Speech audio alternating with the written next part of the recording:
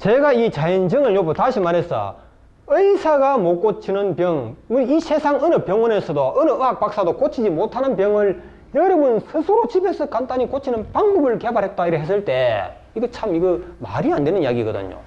그러나 저는 말이 된다고 보는 것이 제가 이걸 하게 된 것은 바로 무엇이냐면 저는 자연이라는 것에 대해서 어떤 특별한 의미를 가지고 저는 어린 시절부터 이걸 저는 나름대로 생각을 많이 해왔다는 것입니다. 예. 생각을 많이 해왔다는 것입니다. 이 과정을 말씀드리면 제가 18살, 19살 때 말이죠. 이때 제가 한창 나도 한번 서울대 가봐야지 하고 한창 그 어떤 꿈에 부풀어 있었던 그때 학생 시절이 있었거든요. 제가 원래 공부를 잘하는 학생은 아닌데 어쩌다가 공장에 다니다가 결국은 나도 공부할 기회가 왔다 해가지고 그때 이제 내가 한번 잘해봐야 되겠다 하는 마음으로 노력을 하니까 7개월 만에 중학교 3년 과정을 끝내더라고요. 예. 그런 속성 과정이 있습니다. 그 다음에 고등학교 들어가가지고 학교 다니면서 내 친구들 고등학교 2학년이 되던 4월달에 저는 그 고등학교 졸업장을 받았습니다. 다시 말해서 하고자 하는 사람에게는 엄청난 그 속도로 결과를 빨리 얻을 수가 있다는 걸 저는 처음 했거든요. 그때 제가 생각했던 것이 그렇다. 나도 할 수 있다. 서울대 가는 거는 시건중목이다. 서울대만 뿐만이 아니고 이 세상에서 최고 좋다는 대학을 나와가지고 최고 좋다는 길로 저도 한번 가보겠다. 이런 꿈을 가졌습니다. 제가 그 나이에 16, 15, 17살 나이에 말이죠. 근데 대학 입학을 눈앞에 놔두고 대학 입시 시험을 눈앞에 놔두고 요 나이에 제가 건강에 치명적인 그런 건강이 나빠져 버렸습니다. 치명적으로. 건강이 나빠지니까 어떤 현상이 오느냐 하면 책상에 앉아서 1시간을 버티지 못하더라는 겁니다. 책상에 앉아가지고 공부가 전혀 안 되는 단계가 오는 겁니다. 예. 그래서 저는 이 상태에서는 학업 성적도 오르지도 않고 서울대 가는 것도 이 단계에서는 포기해야 되는 것이고, 그러면 서울대 못 가게 되면 서울대 못 가는 걸로 끝나는 것이 아니고 공부를 더 이상 못 하게 되기 때문에 그 다음 일이 아무것도 되는 게 없잖아요. 이때 제가 생각한 것은 내 인생이 끝이라는 생각이 나더라고요. 인생이 끝났다 나는. 서울대 못 가는 게 문제가 아닙니다. 아무것도 못하지 이렇게 되어버리면 그런데 병원에 가니까 아무런 진단이 안 나오다는 거죠.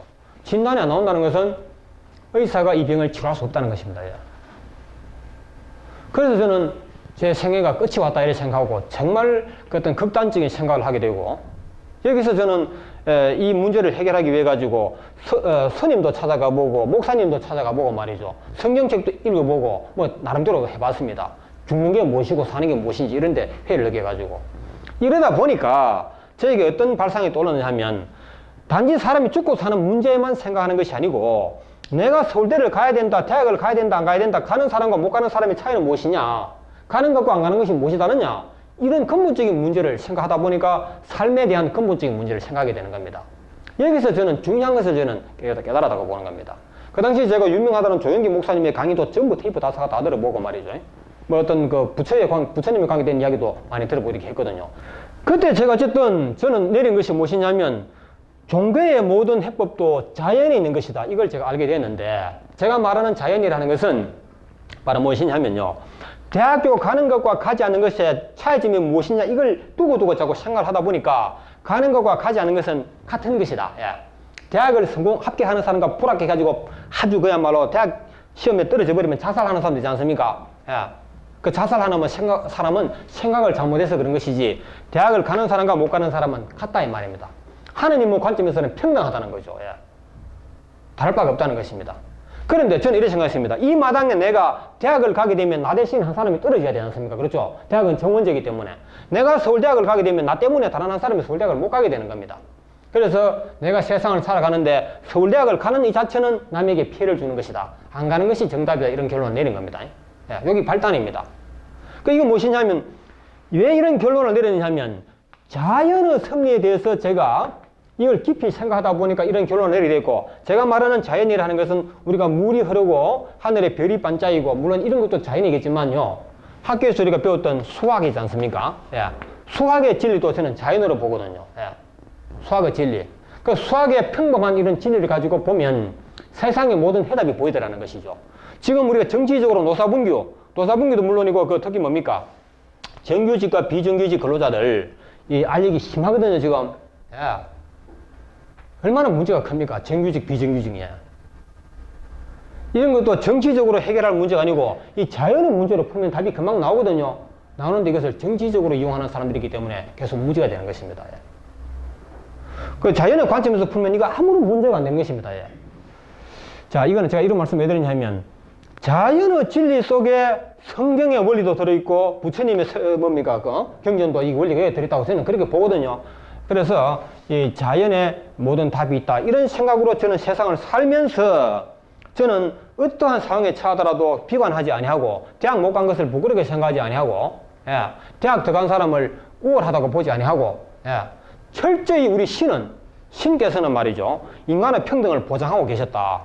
예, 보장이 되어 있다는 겁니다. 사람들이 괜히 뭐 불평등 어떻고 이런 얘기 하시는데 인간은 누구나 평등하다는 것이 답이 나와 있습니다. 예. 자, 그랬을 때 이 자연의 관점에서 제가 학생들을 영어를 지도하게 되고 영어를 지도하다 보니까 무엇이 나오느냐 하면 자연에 입각한 영어 공식 7가지가 나왔다 해가지고 기존 문법을 뒤엎어버린 겁니다. 이야기하려면 시간이 길어서 생략하겠습니다. 어쨌든 저는 이 계통에서 나름대로의 작은 이름을 얻고 이로 인해 가지고 부도 많이 축적을 했습니다. 예.